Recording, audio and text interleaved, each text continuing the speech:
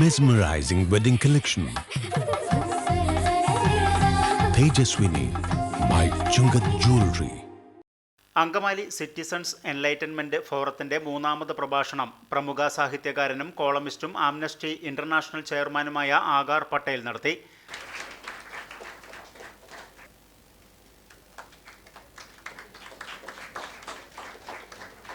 രാജ്യത്തെ ജനങ്ങൾക്ക് നിയന്ത്രണങ്ങളില്ലാതെ ചിന്തിക്കാനുള്ള അവസരം നൽകണം. ഈ ചിന്തകളാണ് ശാസ്ത്രത്തിന്റെയും മനുഷ്യാവകാശങ്ങളുടെയും വളർച്ചയിലേക്ക് നയിക്കുകയുള്ളൂ. ഗുജറാത്തിൽ ന്യൂനപക്ഷങ്ങളുടെ അവകാശങ്ങൾ വലിയ രീതിയിൽ നിഷേധിക്കപ്പെടുന്നതായും ആകാർ പട്ടേൽ പറഞ്ഞു. Through a series of laws and a series of court judgments, India made propagation a criminal act.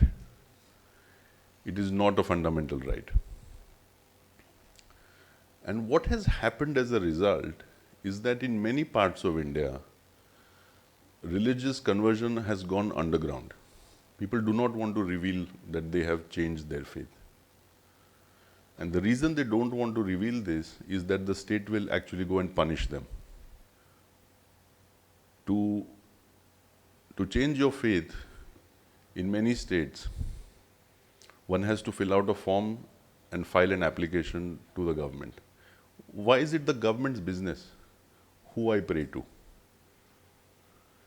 If the government does not give me the permission, but I have already found Jesus, does that mean I have not actually converted? I have actually, converted, because in my heart, I have found somebody who speaks to me. It shouldn't be the business of government, but it is now the law. സെഫ് president Jaison Panikulangara ചടങ്ങിൽ അധ്യക്ഷനായിരുന്നു.